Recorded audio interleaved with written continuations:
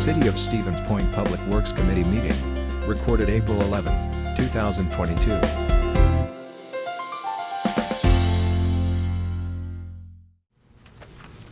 Right, we will call the Board of Public Works to order. I have 750.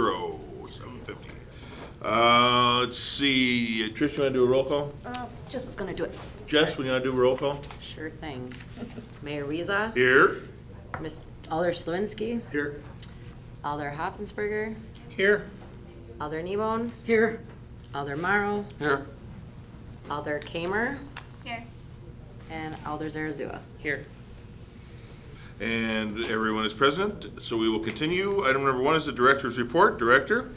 Just a few things, the first of which is Business 51. Just want to otherwise announce, I sent an email to everyone on the board here and alders, just that we were notified by the state that we did get the SDP Urban Grant. I think what I found out a little bit more about it, really just going to their website, they haven't sent us any additional follow-up on it, is that there were actually 10 projects that were submitted in this past cycle. Of those, they only picked one. So if anyone wants to take a guess as to which one that is, all right, no one's going to guess. It was us. So I think that's actually something surprising to myself too, that there were nearly $27 million in total requests. So the only thing they awarded was ours at just over, according to the website, just over $3.5 million is what the award will be. So definitely very good for us, and we'll be working towards using that money. Next on the list, I had identified McDill Monitoring and Control System. That system is finally up and functioning. We were waiting for, of all things, as I mentioned last month, a light pole to show up. It showed up, so it's been installed. So we're just doing some final tweaking of the setup and integration of things to see if we can do that. But it's already working very well. We've been monitoring it remotely. We've been making several visits there, but it's been kind of beneficial here, even in the winter time, or as the winter recedes and spring comes with us and the water can fluctuate wildly. It's been very nice to be able to check it remotely without having to send someone there, to look at things, so we can follow the trends and stuff. So already I think it's starting to pay for itself, and I think it definitely will over the years to come. And then lastly, the 2021 Street Improvement Project. I just wanted to let everybody know that the contractor Gerke there has remobilized for that. They're actually starting work this week. They'll be starting to dig holes and stuff to finish up that project from last year. Tentatively, barring weather or anything else unforeseen, should finish up the end of June. That's all I had. Okay. Any questions on those items from the director's report? I would accept a motion to accept the report and place it on file. So moved. Thank you. Seconded by Morrow. Discussion? Hearing none. All in favor signify by saying aye. Aye. Aye. Any opposed? And that is approved. Item number 2, in honor of our last meeting, I'd like to have some smoke, and if you have a mascot, we could have you come through the door with some music playing. Presentation by AECom regarding the current status of Business 51 and a review of alternative options. We had talked about doing this last month at a special meeting. But I know that we're all very familiar with it, so I thought it would be appropriate to have it at our regular Board of Public Works meeting. And I'm getting your presentation shared. It's going to talk about where we are and what possible options there might be. So take it away. All right, hi, thanks everybody. I'm Amy Canfield. I'm the project manager with AECom for the Business 51 study. And a lot of the stuff that we've shared, or I'm going to share on the alternatives, is things that a lot of you have already seen and are aware of. Just wanted to go over and kind of rehash how we got to where we're at today, and then what next steps are coming after this too. So if you want to go to the next slide. The Business 51 corridor stretches again from the South City limits all the way up to North Point Drive. We split it into 3 sections for the purposes of the project. We have a north segment, a central segment, and a south segment.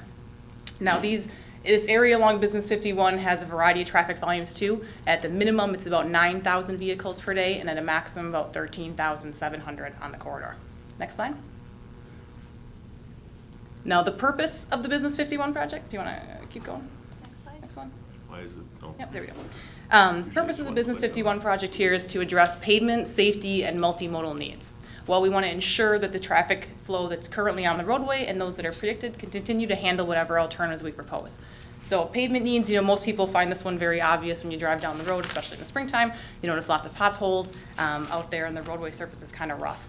Now, from a safety perspective, this is one of the bigger needs, remember, for replacing or reconstructing the roadway. We did some studies on crash rates back in 2012 and 2013. Things were bad then. We revisited those as part of the current study and did 2016 through 2020-ish it was, and the crash rates have only gotten worse in that time period. So as we compared those two trends, we saw that the problems we had back in 10 years ago still exist today and have actually gotten worse. And conditions for pedestrians and bicyclists, a lot of times when you walk along the roadway, you'll notice that the grass terrace that separates you from the cars, or sometimes it's a concrete terrace, is only a few feet wide, so it's not always the best pedestrian environment, and the majority of the roadway doesn't have any kind of on-street accommodations for bicycles at all.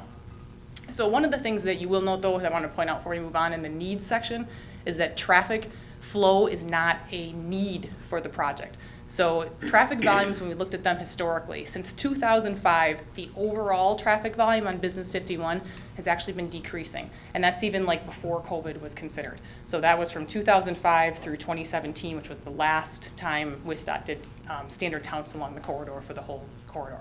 So when we looked at our alternatives, we are trying to maintain the existing traffic flow out there, as well as anticipating impacts from the future. So even though volumes are in theory going down, we did analyze as if they were going up for the next 20 years just to build in a factor of safety.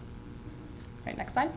All right, preliminary alternatives. So when we start the project, we usually have two phases of alternatives. There's preliminary, those that are analyzed at kind of a higher level, and then we get into detailed study alternatives. So the preliminary ones considered included a no-build alternative, which is essentially what's going on right now. It's do nothing except the routine maintenance to keep the roadway going, filling the potholes, fixing the utilities as they break. We also looked at a one-way pair alternative that utilized Business 51 and Michigan Avenue, kind of the same way Clark and Main Street are utilized today as one-way pairs. And then we looked at 2-lane and 4-lane alternatives that included either a center raised median or a 2-way left turn lane. So that raised median or that 2-way left turn lane is intended to separate your northbound and southbound traffic to help improve safety and traffic flow. You want to go to the next slide? All right, and some of the questions that came up, frequently that we've been hearing here include, why can't we, just repave Business 51 and leave it the way it is? So one of the major problems with this is if we do that, we address the pavement need, but we don't fully address any of the safety or pedestrian and bicycle needs as much as we could if we fully reconstruct the roadway. So a project that we're doing here on Business 51 is something that comes around once, basically every generation. Every 50 to 60 years, you completely rip up the roadway to replace everything underneath it and start over. You don't get a chance to do that very often in your lifespan, and that's what we're looking at right now for Business 51. Next slide.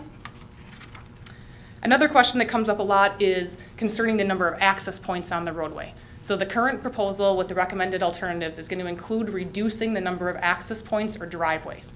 So people are wondering, why is this happening?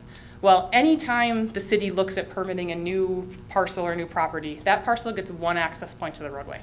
When it becomes redeveloped, they also go back and look at it again and often reduce the number of access points. One of the examples up here we put on the screen is the Burger King up on the north side of Business 51 in Schofield Ave.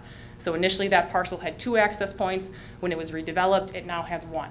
So whenever we do any kind of reconstruction of the roadway, whether we end up picking a 2-lane alternative, a 4-lane alternative, or leaving the roadway the way it is, the access points will be reviewed and will be reduced. And the main reason for that too is because every time you have an access point, it's a potential safety issue. People are slowing, stopping, turning.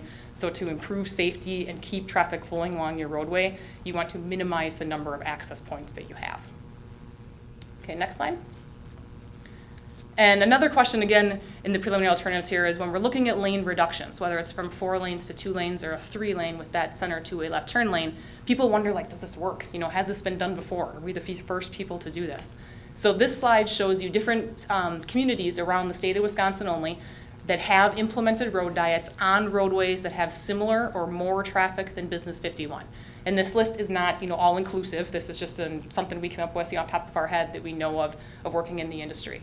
So most communities that do these do it because they want to try and improve livability. They want to reduce the roadway footprint. They want to make it more accessible for pedestrians, for bicyclists, and improve safety. Safety is a huge reason why you want to reduce the number of through lanes you have on a roadway.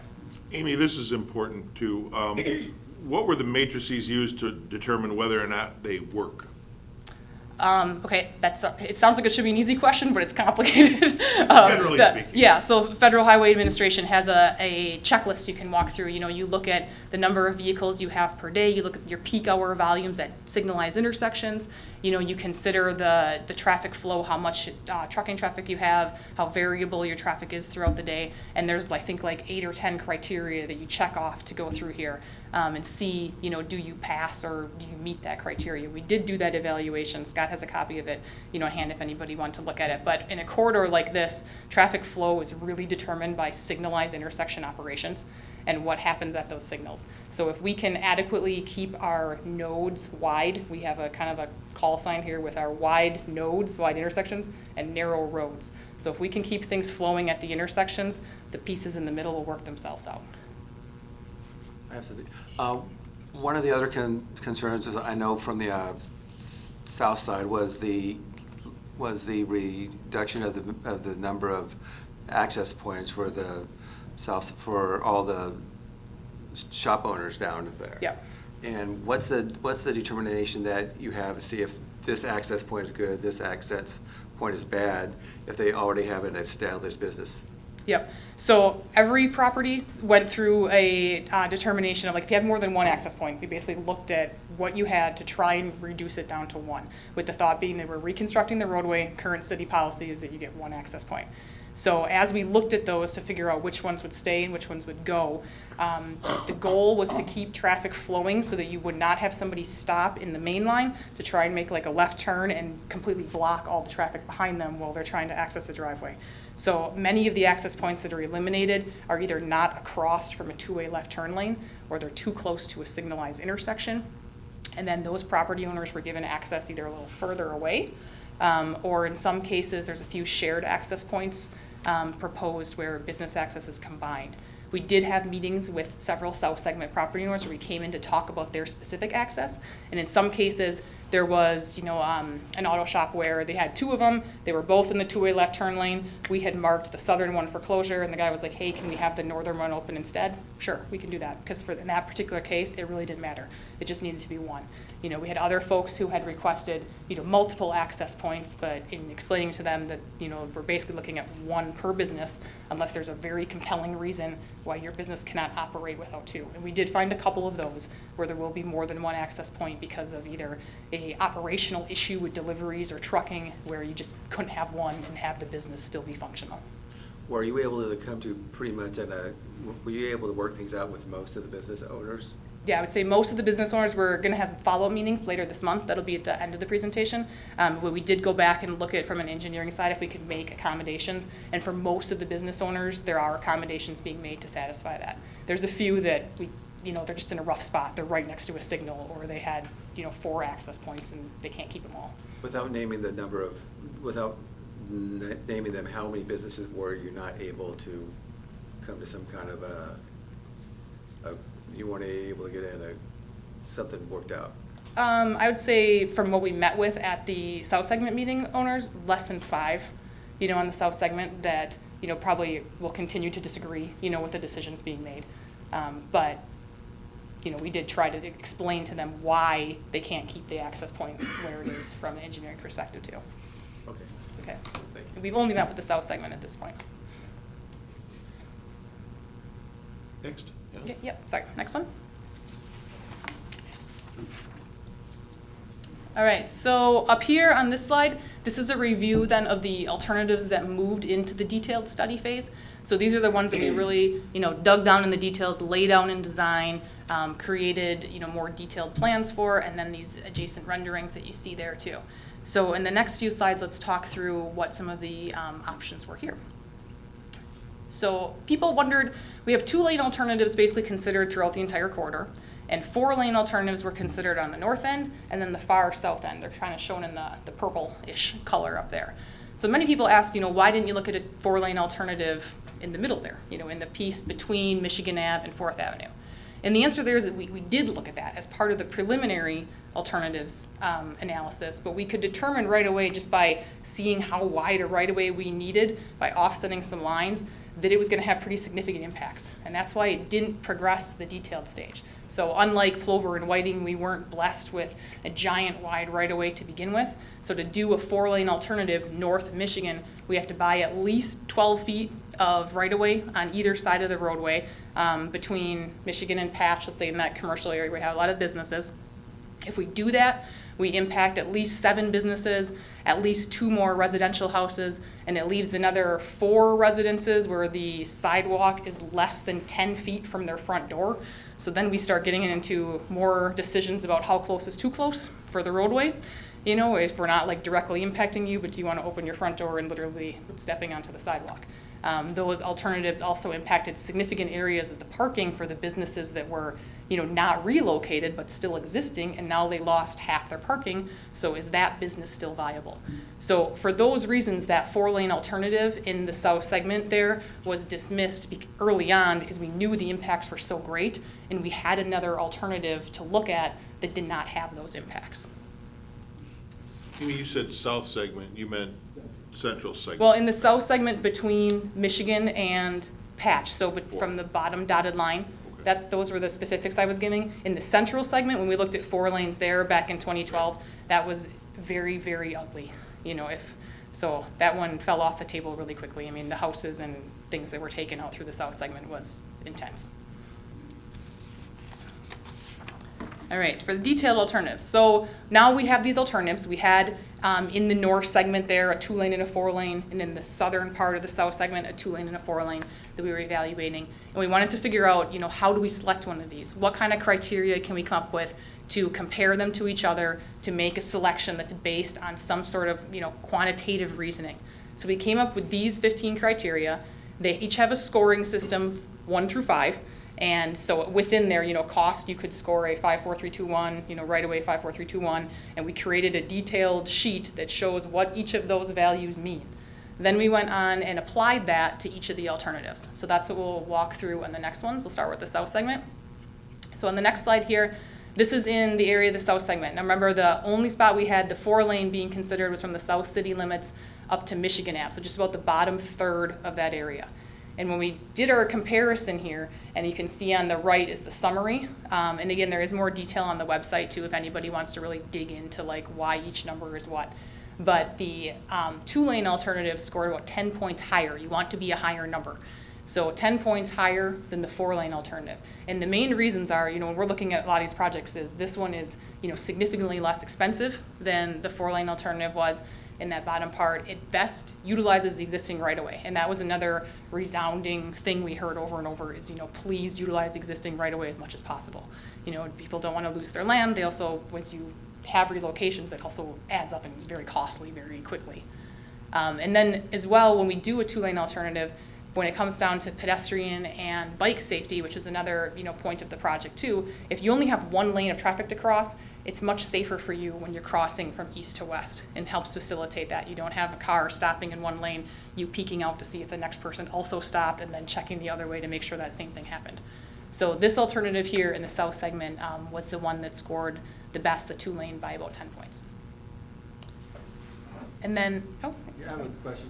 I know at one of the meetings, the sheriff came out and said that he didn't feel that it was going to be safe if we went from, please correct me if I'm wrong, Mayor, if we went to 2 lanes from 4 lanes. And I saw up there the score that you have, it would actually be safe, I mean, it would actually be easier because it was rated as a 5 and the 4-lane was rated as a 3.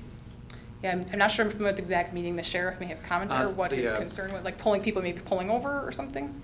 Yeah, Trying they to didn't have know where to emergency go. access. They wouldn't know, like Stanley, I guess, apparently they're having issues on Stanley. People don't know where to go when the emergency vehicle's coming, so I understood it. Yeah, I mean, so typically when you have a 3-lane twiddle like that, this is a 2-way left turn lane in the middle, lane is on the side. Vehicles are supposed to pull to the edges, and the emergency vehicles use the 2-way left turn lane down the middle, which should be clear because it's a turn lane, so it should be empty.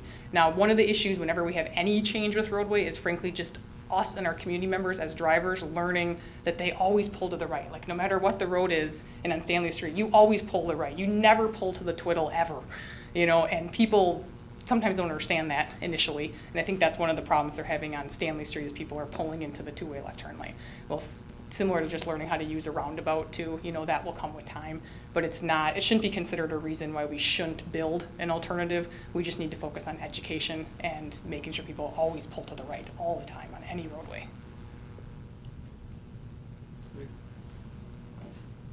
Okay, next one.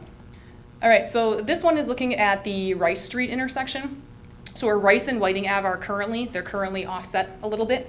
And one of the things the project looks to do in two areas here at Rice, and again, we'll talk about it at Patch, is realigning a couple of these intersections to form one intersection with a traffic signal.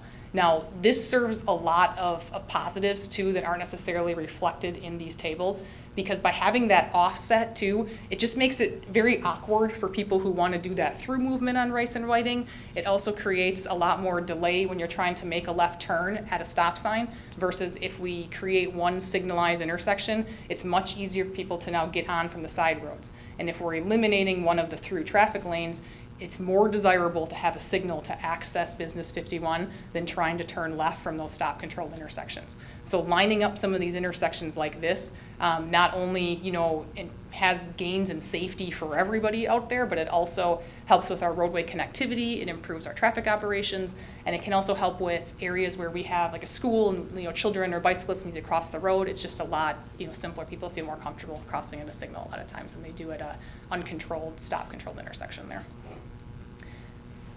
Patch Street, we saw the same thing here. So here we actually had three different options. One kept the intersection like as it was. Two of them were slight realignments. One of the reasons that this realignment was selected here is similar to Rice Street. If we look at this as a whole corridor down there, especially in the south segment, adding these two signals and lining up the side streets helps reduce delay for everybody that's driving through the corridor. It creates some gaps in traffic for people to pull in and out of the businesses that are in the middle of these signals. And it just really helps with that connectivity. And others had commented too that, just a random fact with this one is when the train comes on blocks Water Street and everybody queues up trying to turn, left from Francis over there onto Business 51, the signal can help with that as well. There'll be detectors in the pavement that'll extend that left turn too to help in that situation. All right, in the central segment, now for the majority of the central segment here, we really only looked at one build alternative that was the 2-lane with the 2-way left turn lane down the middle. And again, the reason for that is if we looked at a 4-lane alternative that met the safety and ped and bike goals of the project, it impacted way too much property to really be feasible in that area. So this alternative in the residential segment, you can see in the picture there, it allows for some pedestrian islands. People can cross the street in a safer way. And it does not have on-street bike lanes. It's another common misconception here is that the purpose of the lane reduction is only for bike lanes. It's not at all. The lane reduction is literally to try and have an alternative that works and flows and fits in the existing right-of-way. And in this area, we do not have any room for bike lanes. And the couple extra feet we had was prioritized to make the terrace or the grass area between the sidewalk and the road bigger to enhance our pedestrian experience. Amy, in the picture you have here, we talk about emergency vehicles coming through. Everybody pulls off to the right. The emergency vehicle uses the center lane Yep. to go through. You have a pedestrian island there. How does that We work? do. There's not a lot of those throughout the corridor. I mean, they're relatively infrequent. But we did meet with the fire department to talk to them about this. This is a common design in communities around the area. As they get there, they slow down, they go around, they come back to the center lane. So, I think every emergency, driver would love to have their own dedicated lane to get there. But we talked about this design. We showed them our designs, and they were okay with the design. Yeah, we also talked about having the signal changers. What's the name for those things? But Just the preemptive system. preemptive, Yep. yes. Yep. So when we redo the signals across all of Business 51 as part of this project too, there's technology where, they can control those signals that allow them to change and know that they're coming. The signals, just generally speaking, will also talk to each other, as we call it, and be able to tell when we have bigger queues at other intersections so that they know to adjust the timing, as needed. And one other thing I wanted to say is that emergency services, regardless of what the road design looks like, they will get to the emergency. Right. So they'll work around it. They're very adaptive. Yep. Okay, and this area here is talking about the central segment, specifically in the area between Ellis Street and College Avenue. So this is one of the busiest parts of the corridor, right by the Clark-Main intersections. And another misconception I've seen a lot here is we're talking about creating a 2-lane roadway through here, but that means through lanes. So there's one through lane in each direction, but there's also a long left turn lane. So what you see at Clark and Main today is gonna look very similar to what you see at Clark and Main in the future. Okay, there's still that much pavement. There's still 4 lanes there. They're just allocated a through lane in each direction and a turn lane. And in fact, we actually add right turn lanes going, northbound onto Clark and southbound onto Main as well. So the roadway footprint actually gets a little bigger there. And this is to help facilitate that wide node, narrow road. As this is a very busy area, we recognize that in order to keep everything moving, we have to have traffic flowing through this intersection well. So there isn't a reduction, necessarily in the pavement width or, in the amount of traffic that can flow through there. So we did look at 2 different alternatives here, though. One included a little raised median, literally in that picture, that little reddish stripe you see down the middle is a tiny raised median, and then the other alternative did not have that. And the main point there is there are a few residences in an apartment building that are right in that Clark Main area, and if somebody has to stop in the traffic lanes to try and turn into there, especially during peak hours of congestion, they basically back everything else up. So those residences that are right in that couple block area would have to drive around the block to come back and get there, and that's essentially to keep things moving. It's all done to keep traffic flowing. Amy, on bicycle or pedestrian safety, with no median, it's 1. With a raised median, it's 5. How does a raised median have a 4-span safety rating? The raised median one also includes the 6-foot grass terrace. The one that did not have the raised median had the terrace minimized to basically what it is today. So the sidewalk is completely adjacent to the roadway with no separation. And then the next one with bicycle safety, because they're both 1s, you're talking about bicycles on the roadway, not the sidewalk. Correct. Yeah, bicycles should be using the sidewalk, or the roadway, generally speaking, and we don't have any bike lanes or any facilities through there, so that's why they're both a 1. Okay. Okay, this one, now we're moving up north. We're at the 4th Avenue intersection. So there was 2 alternatives analyzed at 4th Avenue. One was a signalized intersection, one was a roundabout. Misconception that I see a lot here still is that one of the alternatives would require more relocations than the other. Okay, both the alternatives, whether you build a signal there or whether you build a roundabout there, require business relocations. Okay, it doesn't matter which one is selected. And the roundabout alternative did score slightly higher than the signalized alternative, so therefore this one was selected for 4th Avenue. It has, a similar cost and right-of-way needs as that signal, so that wasn't really a differentiator. Some of the things that were a differentiator is that the roundabout does significantly slow traffic through that intersection. And if you're a person in a car, you may think that's not a big deal and you don't like that idea. But if you're one of the 600 pedestrians that cross this intersection to go to UW-Stevens Point or walk through there, the best thing we can do for pedestrian safety by far is slow down traffic. So the roundabout that is proposed here is a single lane. It doesn't look like the one up at North Point. It's a single lane entry.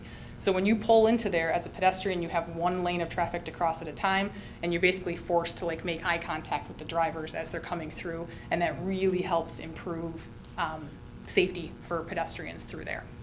And this also allows for some aesthetic improvements in the Central Island. UWSP was excited about that opportunity as well to kind of brand this area on the north side too as part of the university. And how do you get a 0 on a 1 to 5 scale?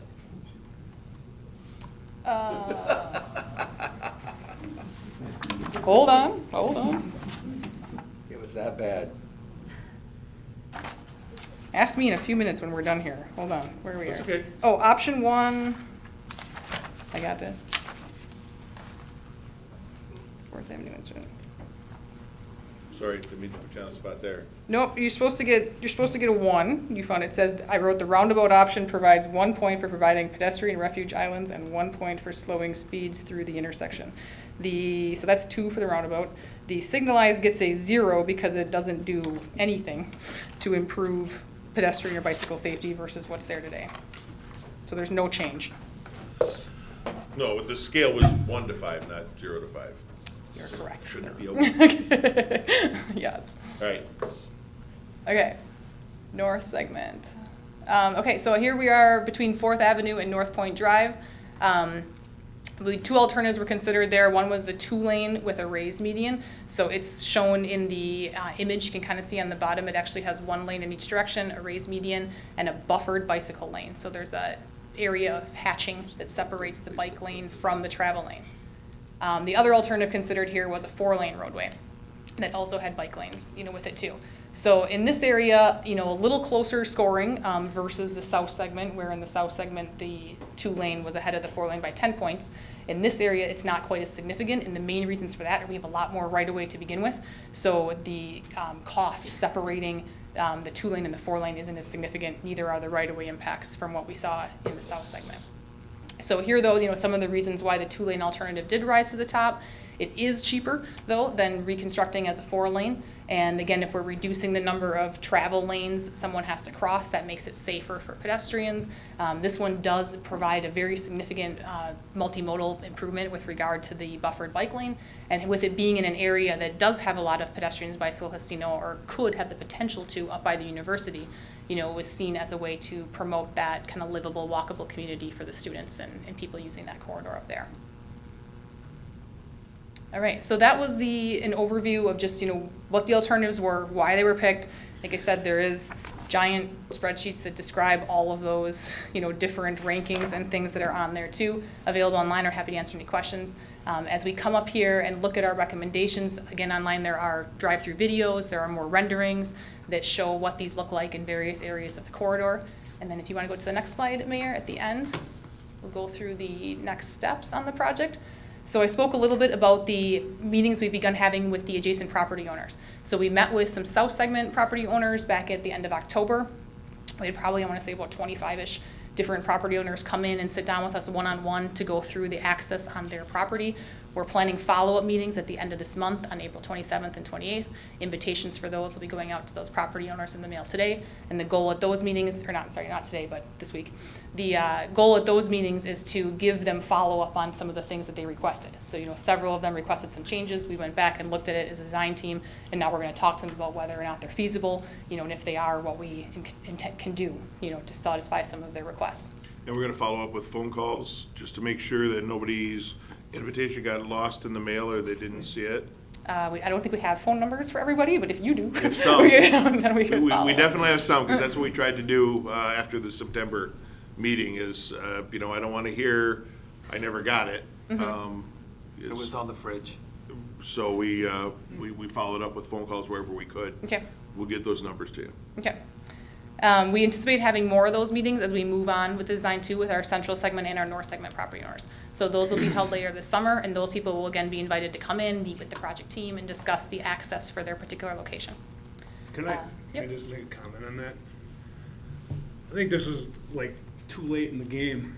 I mean, this should have been done right from the beginning to meet with these property owners. I mean, obviously, what happened last fall and bled over into this winter. And I'm very disappointed on how you handled this. You had confirmed with me when I questioned this back in November that you were gonna really work with those property owners on the south end because it was very heated back in 2012. So I think this is a little too late. I think a lot of this stuff probably could have been eliminated if we would have spent the time in actually meeting with these south side business owners.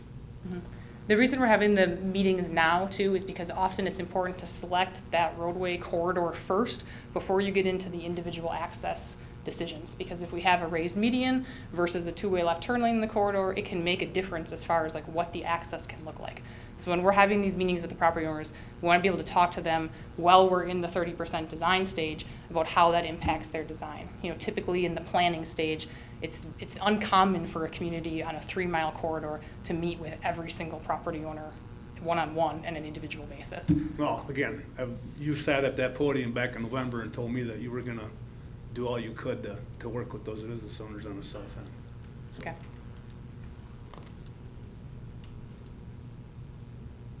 Anything else? Okay, go ahead. I'm guessing this is probably in one of the many files online, and that you may not have a particular slide for it with you today, but you mentioned the 2 new signalized traffic intersections where the road realignments are done in the south segment for Rice and I think it's Whiting and Patch. White Yep. and Patch. Yep.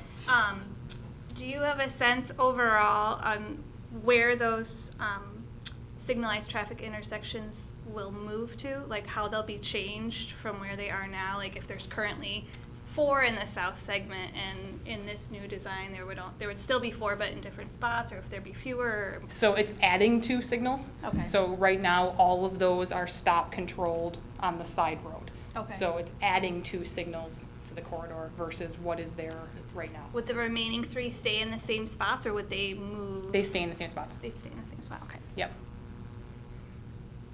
Thank you. Fred? By adding that one on Bat Street, how is that affected there with the underpass?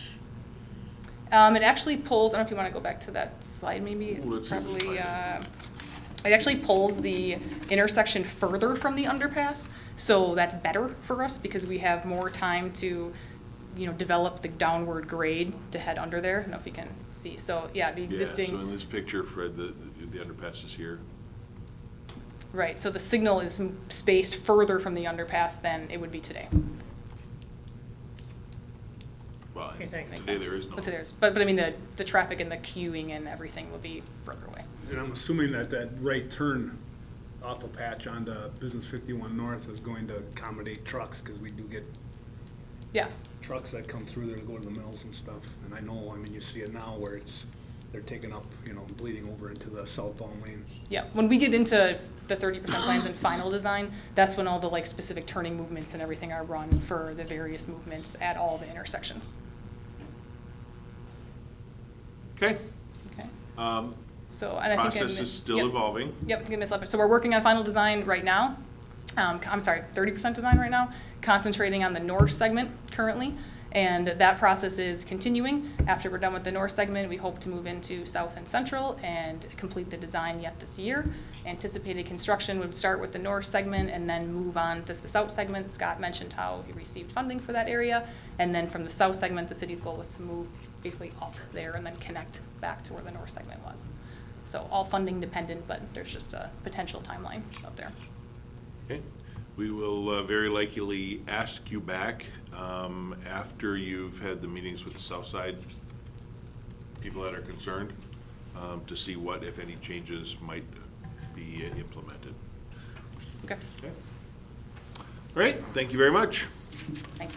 And screen sharing stopped. Next item is to accept the ordinance amendments in Chapter 9, Section 9.05 and 9.06 as it relates to traffic signs. Director? As briefly stated in the memo, this is still just a continuation of cleaning up things. It's amazing how much stuff that we find that otherwise exists in the books, but yet when we go check and verify things, there's no signage out there, no record of a sign there. So we just try to verify, so we actually spend a lot of time, our staff in engineering with PD to confirm, what's being enforced or what the intent of is or something needs to there. And so this is just a long list of additional cleanups. Okay, need a motion? Thank you, Alder Slawinski, seconded by, we'll give it to Fred. Good job, Fred. He was closer. Any discussion? Hearing none, all those in favor signify by saying aye. Aye. Any opposed? And that's approved. Item number 4 is to accept the ordinance amendments to Chapter 16 as it relates to streets, alleys, and sidewalks. Director had a memo in. Go ahead. Yeah, just briefly, this came about as we were looking at some things and identified that we still have the assessment, language that was in the ordinance, and there were several other things that then kind of pointed to mind as far as how things were paid. So just trying to clean that up a little bit. And a few questions that even I had for Attorney Beveridge in relation to how things are interpreted as far as who, where things might always happen. So just a few cleanups there as well. Okay, Alder Kiemer, I'll move for approval. thank you. I'll second. All was seconded by Zarazua. Discussion. Comments from the audience? Hearing and seeing none. All those in favor signify by saying aye. Aye. Any opposed? That is approved. Item number 5 is to award the 2022 Street Improvement Project 22-01 to A1 Excavating in the amount not to exceed $8,709,540.24. Moved by Morrow. Second. Anybody? Seconded by Fred. Same process every month, people. Discussion. Fix those potholes. Yes, sir. Sir, yes, sir.